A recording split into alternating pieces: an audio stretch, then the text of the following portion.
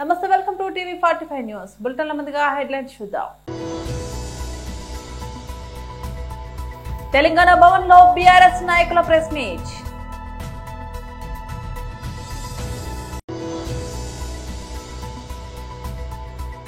వైఎస్ఆర్సీపీ రాష్ట్ర అధికార ప్రతినిధి పుత్తా శివశంకర్ రెడ్డి ప్రెస్ మీట్.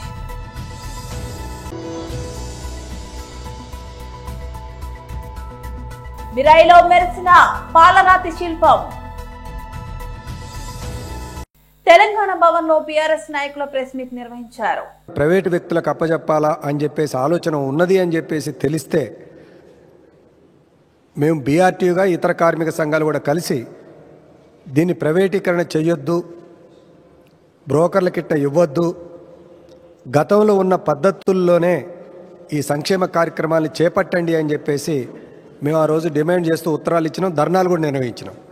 అయినా కార్మిక సంఘాల యొక్క వైఖరిని ఏమీ పట్టించుకోకుండా ఇలా రేవంత్ రెడ్డి గవర్నమెంటు పూర్తిగా ఏకపక్షంగా ఎలాంటి నిబంధనలు కూడా పాటించకుండా ఈ బ్రోకర్ కంపెనీకి అనేది ఇవాళ ఇచ్చింది. దీనివల్ల మొదటి నష్టం ఏంటంటే ఇలా కార్మికులు డైరెక్ట్గా పోయి బోర్డులో అధికారులను మాట్లాడుకోవాల్సిన పరిస్థితి నుంచి ప్రైవేటు వ్యక్తుల కాడికి పోవాల్సిన పరిస్థితికి నెట్టబడ్డది. ఎలాంటి నియమ నిబంధనల యొక్క క్లారిటీ కూడా లేదు. ఈరోజు కొన్ని లక్షల మంది భవన నిర్మాణ కార్మికులు తాము కష్టపడ్డ పైసల నుంచి మెంబర్షిప్ తీసుకొని ఇందులో మెంబర్ అయ్యి అదే రకంగా వివిధ రూపాల్లో 1% వచ్చే సెస్, కన్స్ట్రక్షను లేదా కాంట్రాక్టుల నుంచి వచ్చే 1% సెస్ తోటి ఈ నిధులు ఏర్పడతాయి. ఈ నిధుల యొక్క ప్రయోజనాన్ని పొందాల్సిందంతా కూడా కన్స్ట్రక్షన్ కార్మికులు. ఈ కార్మికులు ఇప్పటికీ అధికారుల్లో కాడికి పోయి బోర్డు ద్వారా అనేక సంక్షేమ కార్యక్రమాలు తీసుకుంటున్నారు. ప్రభుత్వంతో మాట్లాడుకొని ఎప్పటికప్పుడు ఈ సంక్షేమ కార్యక్రమాలను పెంచుకుంటున్నారు. కానీ ఈరోజు తీసుకొచ్చుకున్న సుమారుగా 11 సంక్షేమ కార్యక్రమాలు ఇందులో ఉంటాయి. ఇందులో ప్రమాద బీమా, సహజ మరణం, పెళ్లి కానుక, ఎడ్యుకేషన్, ఇట్లా అంగవైకల్యం జరిగినప్పుడు అనేక అంశాలు ఇందులో ఉంటాయి. కానీ ఈ 11 అంశాలలో బీమాకి ఇది పోవడం ద్వారా ఈ 11 ప్రయోజనాలని ఆ బీమా కంపెనీకి అప్పచెప్పలేదు. కేవలం ప్రమాద బీమా, న్యాచురల్ డెత్ ఇలాంటివి కొన్ని 1-2 అప్పచెప్పినారు. అంటే ఇప్పటివరకు ప్రభుత్వం ఇచ్చిన 11 సంక్షేమ కార్యక్రమాలు ఏవైతే ఉన్నాయో వీటిని వదిలేసే కార్యక్రమం 1 చేపడుతున్నారు. 2, ఈ టెండర్కు ఇవ్వడం ద్వారా ప్రభుత్వం తన చేయాల్సిన పనిని చేయకుండా టెండర్కి ఇచ్చే డబ్బులతోటి కమిషన్లు తీసుకోవడం కోసం ఇవాళ ఈ కార్యక్రమాన్ని చేపడుతున్నారు. ఇంకొక మరింత ముఖ్యమైన అంశం ఏంటంటే ఇప్పటి వరకు బోర్డు పుట్టిన కానించి ఏ ఒక్క సంవత్సరంలో కూడా మొత్తం క్లెయిమ్స్ వచ్చి 346 కోట్లు కాలేదు, 200 కోట్లు దాటలేదు. కానీ అలా ఒకేసారి 346 కోట్లకు దాన్ని పెంచి ఈరోజు టెండర్కి వేయటం అనేది జరిగింది. ఇది కూడా ఒక పెద్ద దుర్వినియోగం. కార్మికుల డబ్బుల్ని పక్కదారికి పట్టించటం, కార్మికులకు ఉపయోగపడే డబ్బుని కొంతమంది దీన్ని అవినీతి రూపంలో పొందటం. మాకున్న సమాచారం ప్రకారంగా వైఎస్ఆర్సీపీ రాష్ట్ర అధికార ప్రతినిధి పుత్తా శివశంకర్ రెడ్డి ప్రెస్ మీట్ నిర్వహించారు. అసత్యాలను ప్రచారం చేస్తూ వారికి బుర్రలో ఏ తడితే అది కథలుగా, ఒక ఊహాగానాలుగా, ఒక ఎదుటి వ్యక్తి క్యారెక్టర్ని అసాసినేట్ చేసే విధంగా ఆ యొక్క తప్పుడు కథనాలు రాస్తూ ఇష్టం వచ్చినట్లు ప్రవర్తించేటువంటి ఆ యొక్క ఈనాడు పత్రిక ఎప్పటిలాగే రామోజీరావు ఉన్నప్పుడు ఒక రకంగా రాస్తే, రామోజీరావు పోయిన తర్వాత వాళ్ళ కొడుకు కిరణ్ ఇక చంద్రబాబు గారికి ప్రాపకం చేస్తూ ఈనాడు పత్రికల పేరు మార్చి చంద్రబాబు పత్రికో, అబద్దాల పత్రికో, లేకపోతే కనుక అన్ని వాల్యూస్ వదిలేసిన జర్నలిజం అనేటువంటి పేరు పెట్టుకుని నడిపితే బాగుంటది. నిన్న కథనం ఏం రాశారు?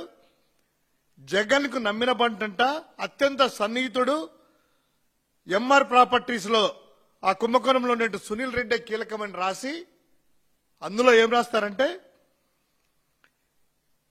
ఎంఆర్ ప్రాపర్టీస్ కుంభకోణంలో జగన్ A1 కాగా సునీల్ రెడ్డి A7 ఆ ఎంఆర్ స్థల విక్రయాల్లో జరిగినటువంటి లూటీ ద్వారా ఆ సొమ్ముతో దాదాపు కొన్ని కోట్ల ఖర్చు అది చేశారని అరెస్ట్ అయ్యారనేటువంటిది A1 జగన్మోహన్ రెడ్డి గారు అనేసి నేను చేసింది. కనీసము జర్నలిజం చేస్తున్నారా, బ్రోకరిజం చేస్తున్నారా, లేకపోతే గనక ఇంకోటి ఏం చేస్తున్నారు? కనీసం వార్త ప్రచురించేటప్పుడైనా కూడాను ఆ వార్తలో నిజమెంత, మనం పాఠకులకు ఏం చెప్తున్నాము, ఎవరి మీద రాస్తున్నాం అనేటువంటి సోయ కూడా రాకుండా రాస్తారా? లేకుంటే ఏముందిలే మేము ఎడ రాసినా కూడాను పాఠకులు మేము చెప్పింది కరెక్ట్ అని నమ్ముతారు కదా అనేటువంటి రాస్తారో తెలియదు. కానీ ఈ యొక్క ఎంఆర్ ఆ కేసులో A1 జగన్ నిందితుడా? ఒక్కసారి పబ్లిక్ డొమైన్లో ఉంది, ఆ ఈ కోర్ట్ అనేటువంటి అప్లికేషన్లో కూడా కోర్టు వారి దగ్గర కూడా ఉంది. ఈ యొక్క నిందితుల జీవితం అక్యూజుల లిస్టులో చూస్తే A1 ఎవరు?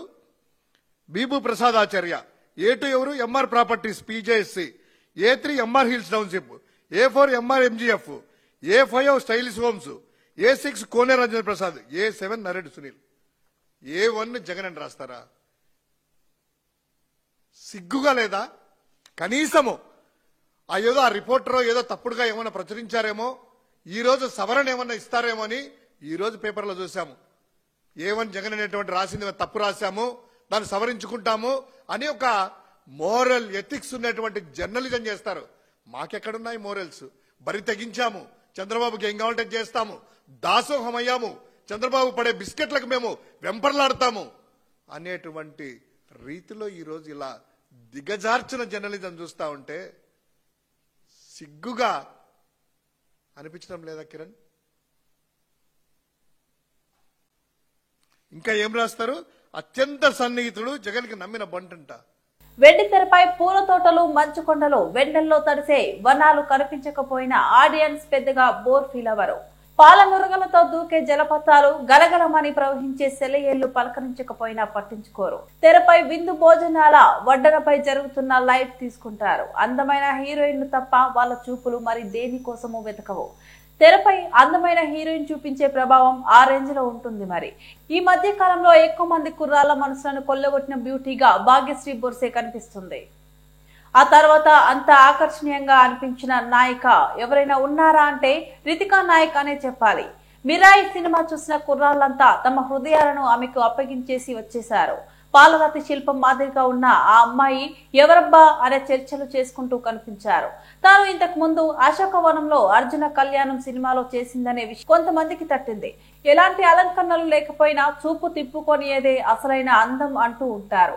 ఈ సినిమాలో ఆమె పాత్ర అలాగే కనిపిస్తుంది. భుజాన ఒక సంచి తగిలించుకొని తిరిగే సాధువు ఆమె. కానీ తెరపై ఆమె కనిపించిన ప్రతిసారి ఆ పక్కన ఎవరున్నారనేది ఆడియన్స్ పట్టించుకోలేదు. వెన్నెల్లోని చందమామకు వెన్నెతో కన్ను మొక్కు తీర్చినట్టుగా కనిపించడం గురించే మాట్లాడుకుంటున్నారు. చూస్తుంటే ఈ బ్యూటీని మరిన్ని ఛాన్సులు పలకరించే సూచనలు కనిపిస్తున్నాయి. రామగుండంలో రాక్షస పాలన నడుస్తుందని రామగుండం ఎమ్మెల్యే మక్కాన సింగ్ ప్రజాస్వామ్యం కూని చేస్తున్నారని ప్రశ్నిస్తే కేసులు అడిగితే కూల్చివేతలు చేస్తూ రామగుండం ప్రజలను భయభ్రాంతులకు గురి చేస్తూ రాక్షస ఆనందం పొందుతున్నారని, రామగుండం నియోజకవర్గంలో చట్టాలు ఎమ్మెల్యేకు చుట్టాలుగా మారాయని మాజీ ఎమ్మెల్యే బీఆర్ఎస్ పార్టీ పెద్దపల్లి జిల్లా అధ్యక్షులు కోరుకంటి చందర్ తీవ్ర స్థాయిలో విమర్శించారు. గోదావరికని ప్రెస్ క్లబ్ లో ఏర్పాటు చేసిన విలేకరుల సమావేశంలో మాజీ ఎమ్మెల్యే పెద్దపల్లి జిల్లా బీఆర్ఎస్ పార్టీ జిల్లా అధ్యక్షులు కోరుకంటి చందర్, బీఆర్ఎస్ నాయకులు కౌశిక్, హరితో కలిసి పాల్గొన్నారు. ఈ సందర్భంగా మాజీ ఎమ్మెల్యే కోరుకంటి చందర్ మాట్లాడారు. కూని చేయడం మాత్రమే ఇలా తెలుస్తా ఉన్నది. రామగుండంలో ప్రజాస్వామ్యం లేదు. ప్రశ్నిస్తే కేసులు, అడుగుతే కూల్చివేతలు. ఇలా ఏ వాడకు పోయినా, ఎక్కే గల్లీకి పోయినా కూడా అందరూ కూడా పైసా పైసా కూడబెట్టుకొని కట్టినటువంటి కట్టడాలన్నీ కూడా ఇలా కూల్చేస్తున్నారు. అక్కడ రేవంత్ రెడ్డి, ఇక్కడ మక్కన్ సింగ్ ఒకే ఆలోచనతోని నడుస్తుంది. రామగుండంలో మక్కన్ సింగ్ కు చట్టాలన్నీ కూడా చుట్టాలైపోయినాయి. చట్టం లేదు, దానికి ఒక పరిధి లేదు. రామగుండంలో పరిస్థితి నిజంగా మేము ఎన్టీపీసీకి పోయినాం. ఎమ్మెల్యే అయిన తర్వాత 3 నెలల్లోనే ఆనాడు మేము కౌన్సిలర్గా ఉన్నప్పుడు ఉపాధి చూపించినటువంటి చిరు వ్యాపారస్తులను తీసేసిర్రు. తెల్లారే మీకు ఉపాధి చూపిస్తామని చెప్పేసి ఆ మార్కెట్ కాడికి పోయి గూడ కూలినట్టు కూలగొట్టే పని పెట్టిర్రు. వాళ్ళు కేసు పెట్టిర్రు ఎన్టీపీసీలు. అసలు అవగాహన ఉండి పని జరుగుతుందా, కక్ష సాధింపుతోని పని జరుగుతుందా అర్థం కాని పరిస్థితి అలా రామగుండంలో పాలన నడుస్తూ ఉన్నది. మేము ఆ చిరు వ్యాపారస్తులకు నీడ చూపెట్టండి, జరిగినటువంటి నష్టానికి నష్టపరిహారం కల్పించండి అని డిమాండ్ చేస్తే కొంతమంది పాలేర్లతోని ఏది పడితే అది మాట్లాడిస్తాడు. అక్కడి నుంచి వచ్చేసి గాంధీ మార్కెట్ కూలగొట్టిండు. దాని మీద అసలు వాళ్లకు ముందస్తు సమాచారం లేదు. లక్షలాది రూపాయలు వాళ్ళు మట్టిపాలైపోయినాయి. దాని తర్వాత వెంటనే తోటవేని ఎన్నికల సమయంలో ఏదో ఈ ఎమ్మెల్యేకు వ్యతిరేకంగా మాట్లాడిండని ఆయనను టార్గెట్ చేసి ఆ శివాజీనగర్ మార్కెట్ మొత్తం కూలగొట్టిండు ఇక్కడి నుంచి అక్కడి దాకా. దాన్ని రోడ్డు వెడల్పు అని అంటారు. రోడ్డు వెడల్పు అంటే గోదావరికంలో జనాలు ఎంత % పెరుగుతున్నారు, దానికి ఒక లెక్క పత్రము ఏమీ లేదు. మేము ఈ ప్రాంతానికి గోదావరికనికి ప్రజలు రావాలే. ఒక రంగంలోనే కాకుండా అన్ని రంగాల్లో ప్రగతి సాధించేలా జిల్లా సర్వతోముఖాభివృద్ధికి కృషి చేస్తానని జిల్లా కలెక్టర్ ఎన్ ప్రభాకర్ రెడ్డి తెలిపారు. నాపై నమ్మకంతో ఈ జిల్లాకు కలెక్టర్ గా బాధ్యతలు అప్పగించినందుకు రాష్ట్ర ముఖ్యమంత్రికి కృతజ్ఞతలు తెలిపారు. జిల్లా కలెక్టర్ కార్యాలయానికి ఉదయం చేరుకుని పురోహితుల మంత్రోచ్చరణలో పూర్ణ కుంభంతో ఆశీర్వచనాలు తీసుకుని పార్వతీపురం మన్యం నూతన జిల్లా కలెక్టర్ గా బాధ్యతలు శనివారం స్వీకరించారు. ఈ సందర్భంగా కలెక్టర్ మాట్లాడుతూ మన్యం జిల్లా కలెక్టర్ గా బాధ్యతలు స్వీకరించడం చాలా ఆనందంగా ఉందన్నారు. ప్రజలతో మమేకమై సమస్యలపై అధ్యయనం చేసి వాటి పరిష్కారానికి కృషి చేస్తానని తెలిపారు. వెనుకబడిన ప్రాంతమైన మన్యం జిల్లాలో గిరిజన సంక్షేమ అభివృద్ధికి విద్యా వైద్య రంగాల బలోపేతం మౌలిక సదుపాయాల కల్పనకు ప్రత్యేక దృష్టి సారిస్తామన్నారు. ప్రధాన అధికారిగా బాధ్యతలు చేపట్టిన సందర్భంగా చాలా సంతోషంగా ఉంది. ఇక్కడ ప్రజలతోటి మమేకమై ఇక్కడి సమస్యల మీద అధ్యయనం చేసి పూర్తి స్థాయిలో వాటి పరిష్కారానికి కృషి చేస్తానని చెప్పి తెలియజేస్తున్నాను. అదేవిధంగా ఇక్కడ అభివృద్ధికి తీసుకోవాల్సినటువంటి పూర్తి ప్రణాళిక, అదేవిధంగా ఎగ్జిక్యూషన్ రిజల్ట్స్ ఓరియంటెడ్గా పనిచేయాలని చెప్పి భావిస్తున్నాను. అదేవిధంగా స్థానిక ప్రజాప్రతినిధులు అందరితోటి కలిసి ఈ జిల్లా అభివృద్ధికి కృషి చేస్తానని చెప్పి తెలియజేస్తున్నాను. అధికారులందరూ కూడా జిల్లా అభివృద్ధికి తోడ్పడే విధంగా వారందరికీ కూడా స్ఫూర్తిని అదేవిధంగా ప్రణాళికను ఇచ్చి వారి చేత పనిచేయిస్తానని చెప్పి ఆశిస్తున్నాను. అదేవిధంగా పత్రికా మిత్రులందరికీ కూడా మీ సహాయ సహకారాలు కూడా జిల్లా అభివృద్ధికి ఇవ్వాలని చెప్పి మిమ్మల్ని అందరినీ కూడా కోరుతూ ఉన్నాను. ధన్యవాదాలు. ఎవరైనా తమ జీవితంలో విజయం సాధించడానికి విద్యనే కీలకమన్నారు గౌరవ మహబూబ్ నగర్ ఎమ్మెల్యే శ్రీ ఎన్ఎం శ్రీనివాస్ రెడ్డి. మహబూబ్ నగర్ జిల్లా private schools association, Telangana recognition schools management association ఆధ్వర్యంలో మహబూబ్ నగర్ నగరంలోని ఏఎస్ఎన్ ఫంక్షన్ హాల్లో జరిగిన ఆచార్య దేవోభవ కార్యక్రమానికి ఆయన ముఖ్య అతిథిగా హాజరై ప్రైవేట్ విద్యా సంస్థల ఉత్తమ కరస్పాండెంట్లకు మరియు ఉత్తమ ఉపాధ్యాయులకు పురస్కారాలు అందజేసి ఘనంగా సన్మానించి వారికి శుభాకాంక్షలు తెలియజేశారు. 20 మంది పిల్లలు క్లాసెస్ స్టార్ట్ చేసిండ్రని ఓకే, మన ప్రైవేట్ ఇంజనీరింగ్ కాలేజ్ కూడా ఒకటి తెలుసుకున్నాం. రాబోయే 10 సంవత్సరాలలో మనకు 10,000 మంది ఇంజనీర్లు మన మహబూబ్ నగర్ పిల్లలు తయారయ్యి రెడీగా ఉంటాం. ఈరోజు మీకు లక్ష్యం ఉంది. ప్రతి స్కూల్ నుంచి కూడా మన IIITలో ప్రతి స్కూల్ నుంచి 2-3 అడ్మిషన్స్ తీసుకొచ్చే బాధ్యత టీచర్లుగా మీరు, మేనేజ్మెంట్గా మీరు తీసుకోవాలని చెప్పి కోరుకుంటా ఉన్నాం. మన IIIT తెచ్చుకున్నది ఎక్కడో ప్రాంతం వాళ్ళు వచ్చి ఇక్కడ సీట్లు తీసుకోవడానికి కాదు. ప్రిఫరెన్స్ మన మహబూబ్ నగర్ బిడ్డలే మన ఇన్స్టిట్యూట్లలో మ్యాక్సిమం చదువుకోవాలన్న కోరిక ఆలోచనతో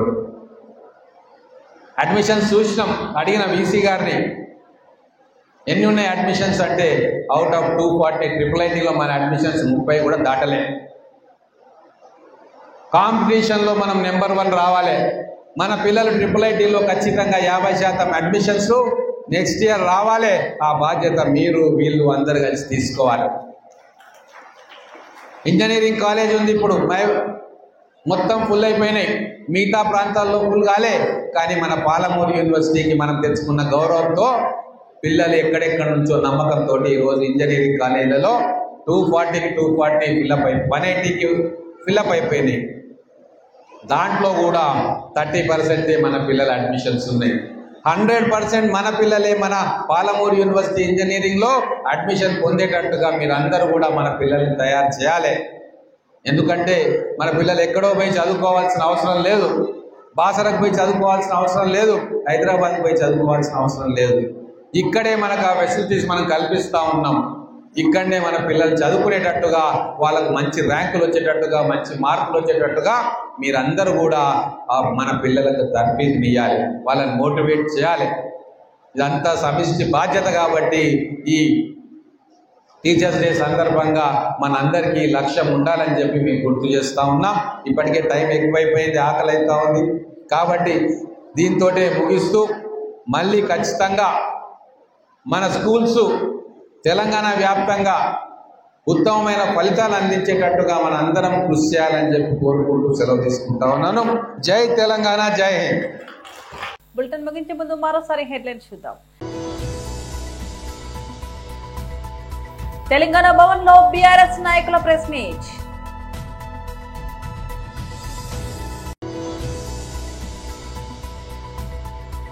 వైఎస్ఆర్సీపీ రాష్ట్ర అధికార ప్రతినిధి పుత్తా శివశంకర్ రెడ్డి ప్రెస్ మీట్.